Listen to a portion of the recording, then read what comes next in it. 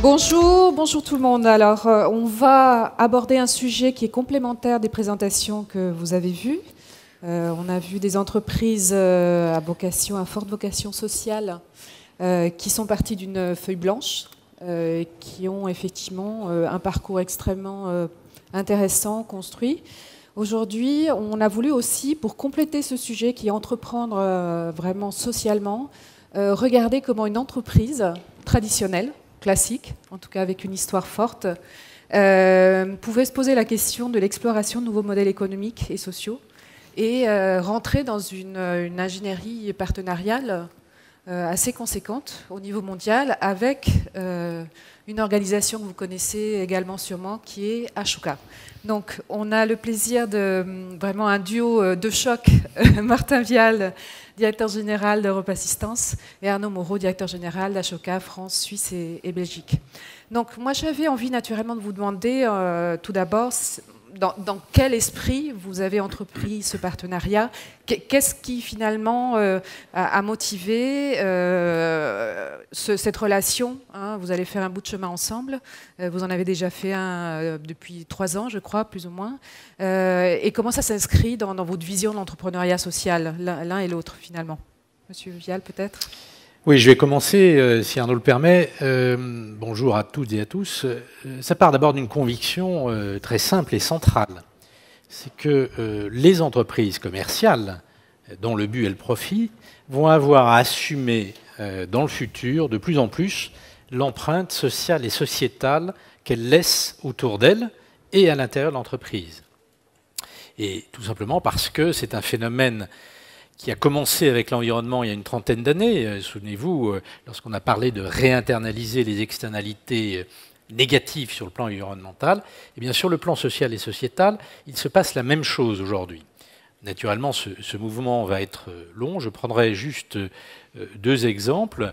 Le premier, c'est que si on prend un groupe comme le groupe Europe Assistance que je dirige, nous sommes dans 37 pays, nous participons à des appels d'offres internationaux de très grands partenaires dans le domaine du voyage, dans le domaine de l'automobile, dans le domaine de la santé, qui achètent nos services en grand volume. Dans ces appels d'offres internationaux, de plus en plus, il est demandé des engagements non seulement éthiques, mais aussi des engagements sociaux et sociétaux. Et ça fait partie des critères, des must-have, que ces entreprises ou les groupes internationaux doivent avoir. Deuxième exemple, j'y reviendrai peut-être cet après-midi dans une autre table ronde, un groupe de chefs d'entreprise universitaires, d'auditeurs dans le monde de la finance, a créé une recherche sur ce qu'on appelle les rapports intégrés pour les entreprises, qui font le lien entre la performance financière et la performance sociale et sociétale. Alors pourquoi Ashoka ?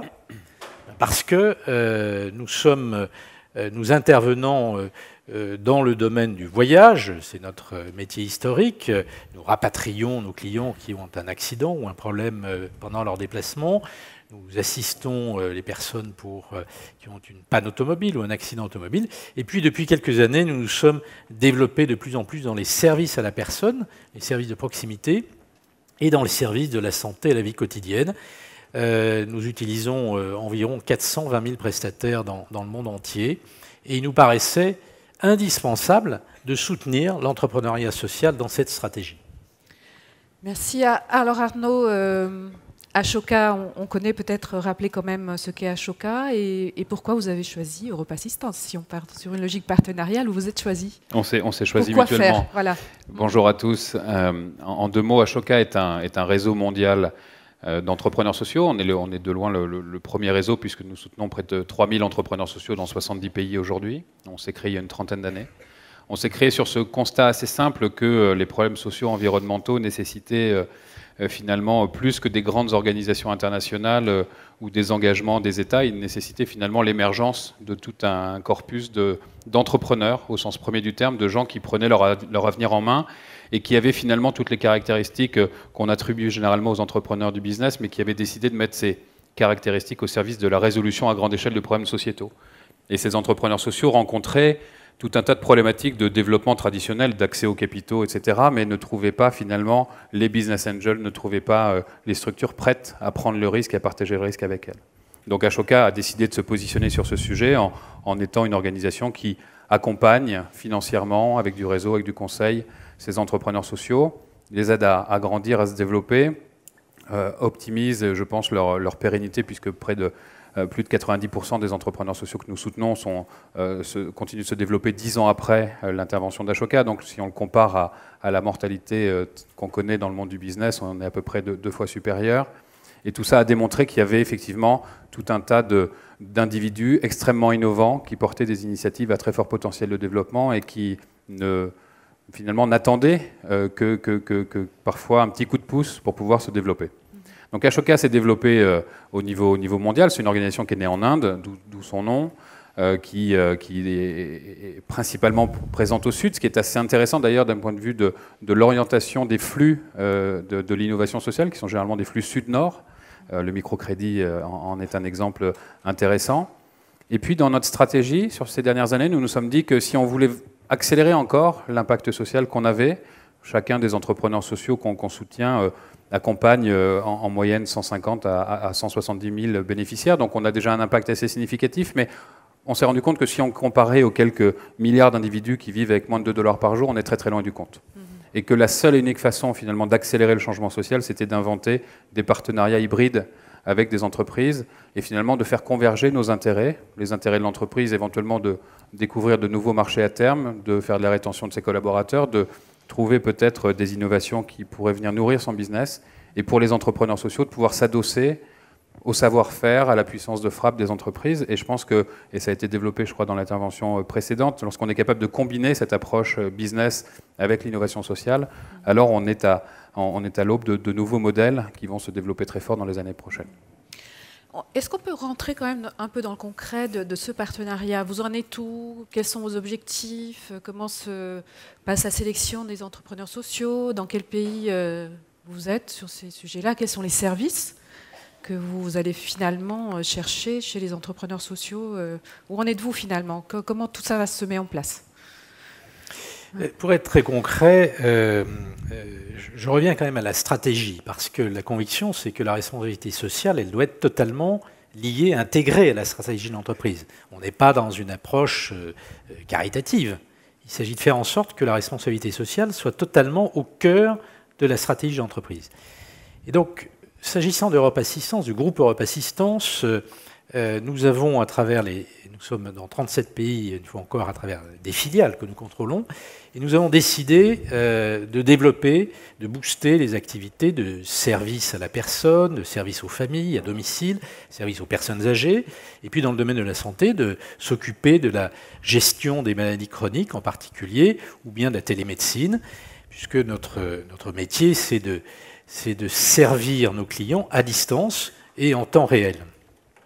C'est la raison pour laquelle le partenariat avec Ashoka, il obéit à quelques principes. Le premier, c'est que ce qui nous a intéressés dans Ashoka, c'est la puissance internationale, puisqu'il fallait que cet engagement puisse être décliné sur tous les pays, non seulement là où nous sommes en Europe, mais aussi en Asie, en Afrique, en Amérique du Sud, en Amérique du Nord. La deuxième caractéristique, c'est qu'il fallait que les entrepreneurs sociaux que nous soutenons à travers et avec Ashoka soient dans le domaine cible des services à la personne, de la santé, des services aux familles. C'est la raison pour laquelle aujourd'hui nous sommes engagés dans un partenariat dans 10 pays, c'est-à-dire que 10 filiales du groupe Europe Assistance ont localement, avec un bureau d'Ashoka local, en Europe, par exemple, en Belgique et en France, ou en Espagne, en Amérique du Nord, au Canada et aux États-Unis, au Brésil et en Argentine pour l'Amérique du Sud. Nous sommes également partenaires en Afrique du Sud. Bien dans chacun de ces pays, les équipes locales d'Europe Assistance et les équipes locales d'Ashoka se sont rencontrées pour sélectionner un fellow.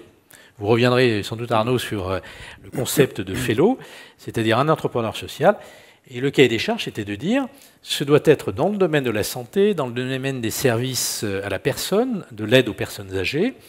Et par exemple, en Belgique, nous soutenons un entrepreneur social qui est dans le domaine justement de l'entretien physique et de la prévention physique pour les personnes âgées, pour retarder la dépendance.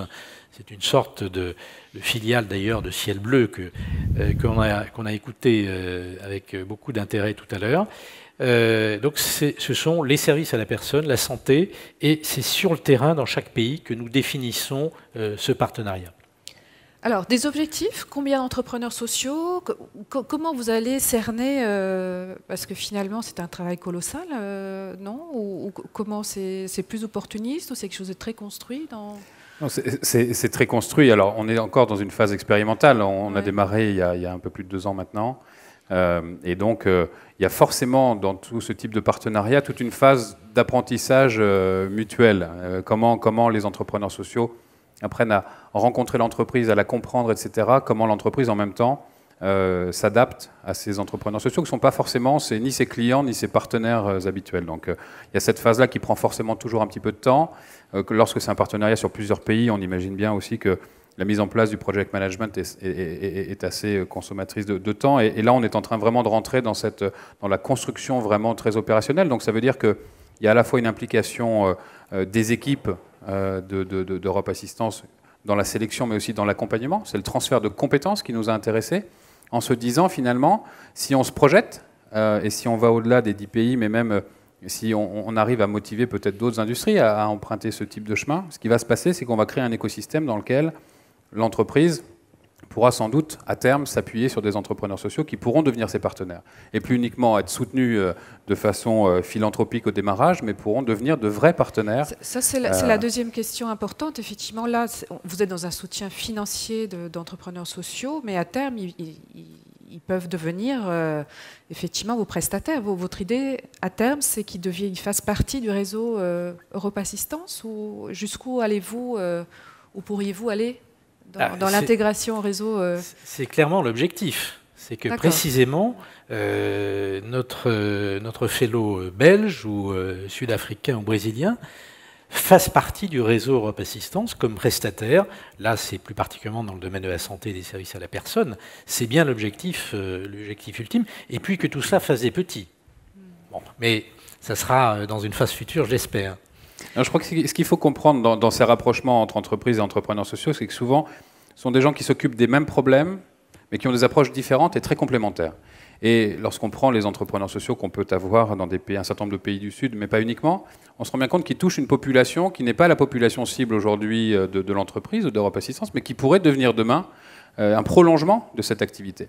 Et donc c'est finalement en amenant à converger à la fois des entrepreneurs sociaux qui ont développé un vrai savoir-faire, tout un réseau de distribution vers des populations locales, et le savoir-faire de l'entreprise, et de faire en sorte qu'ils puissent converger, qu'on arrive à créer des modèles qui sont vertueux, c'est-à-dire qu'ils peuvent permettre à l'entreprise de se développer davantage, mais ils amènent davantage d'impact social en direction de ces populations qui n'auraient pas pu être servies sinon. Alors la question un peu délicate toujours, mais importante quand on se lance, c'est quel est le ticket d'entrée? Enfin, quand on se lance dans ce genre de projet, quand on est Europe Assistance, c'est un projet qui exige à la fois en termes humains et en termes financiers. Où se trouve-t-on? Enfin, dans quelle fourchette on se trouve? C'est un engagement, c'est forcément un engagement pluriannuel. Donc nous sommes mis d'accord sur une enveloppe sur 3 ans. On va d'ailleurs rediscuter de la future phase dans quelques semaines pour pouvoir assurer la visibilité. Puisqu'une fois encore, tout cela ne se déclenche pas en 2 mois. Il faut que les équipes collaborent ensemble, choisissent ensemble les fellows, et ensuite le soutien et l'apport de compétences doit se développer. Je voudrais dire, deuxième condition, c'est évidemment l'engagement des dirigeants. Pas seulement du patron du groupe, mais des dirigeants locaux. Alors, je veux dire, il faut dire la vérité, c'est inégal. Parce que la motivation du directeur général ou de l'équipe locale, naturellement, quand je vais voir le directeur général d'un pays, il me dit bien évidemment qu'il est passionné par ce partenariat. Bon, la réalité, c'est qu'il a aussi 1000 objectifs qui lui ont été fixés, enfin pas 1000, mais enfin un certain nombre d'objectifs qui lui ont été fixés, et qu'il peut avoir d'autres priorités locales. La réalité aussi, c'est que nous sommes dans un groupe où l'engagement sociétal est assez fort au plan local, indépendamment de ce partenariat d'Ashoka. Donc il faut pouvoir combiner les autres, donc il faut relancer la motivation.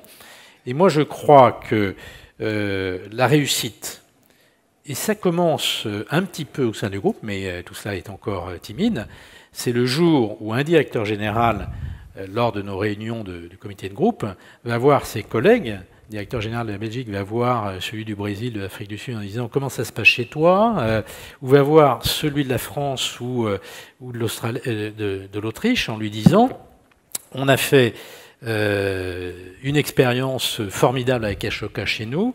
Est-ce que ça t'intéresse qu'on fasse un copy-paste chez vous et qu'on mobilise le Ashoka d'Autriche ou le Ashoka français? C'est ce qui s'est passé d'ailleurs sur la France, puisque une de nos filiales a spontanément demandé à monter un partenariat avec un entrepreneur social français. D'accord.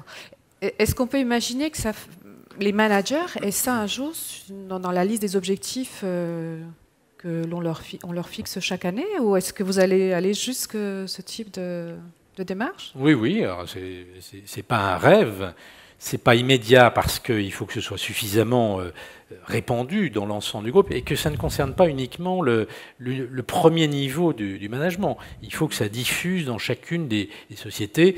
On a de la chance d'avoir des filiales qui sont de taille petite ou moyenne et donc ça peut diffuser plus facilement que dans des très grosses structures. Alors, on va peut-être regarder effectivement également du côté d'Ashoka, quelles sont les conditions de succès de ces partenariats. Vous en avez d'autres, donc vous avez peut-être effectivement tout l'apprentissage de ces partenariats en tête. Quelles sont les conditions de succès? Quels sont les écueils? On est quand même dans une période extrêmement tendue. Voilà, comment de votre côté vous voyez les étapes à passer finalement? Je crois que quand on regarde le succès d'un partenariat comme celui-là, il se mesure à plusieurs niveaux. Il se mesure déjà sur l'impact que ça a sur les entrepreneurs sociaux. Est-ce que ça leur a amené finalement des compétences supplémentaires pour aider à développer leur business localement? Est-ce qu'ils touchent plus de bénéficiaires grâce à ça? C'est un premier niveau d'évaluation important à faire. Il y a un deuxième niveau qui est un niveau au niveau de l'entreprise ou de l'organisation chez Ashoka. C'est-à-dire qu'on est en permanence en train d'apprendre parce qu'on se rend bien compte que la relation qu'il y avait entre les entreprises et les ONG il y a 10 ans encore, ou même ne serait-ce que 5 ans, c'était une relation principalement fondée sur la philanthropie. Il y avait un chèque, on aurait pris une jolie photo avec Martin, on aurait été dans le rapport annuel, et on se serait cantonné à ça. Aujourd'hui, on est sur quelque chose de beaucoup plus construit, donc forcément de plus risqué aussi, parce qu'on demande plus à nos équipes localement, on demande plus à la fois au sein d'Europe Assistance et à la fois au sein d'Ashoka, d'implication, de co-création, de rencontres. Et là, la principale barrière, c'est la barrière culturelle. Une ONG ne fonctionne pas forcément comme une entreprise, n'est pas créée pour les mêmes raisons.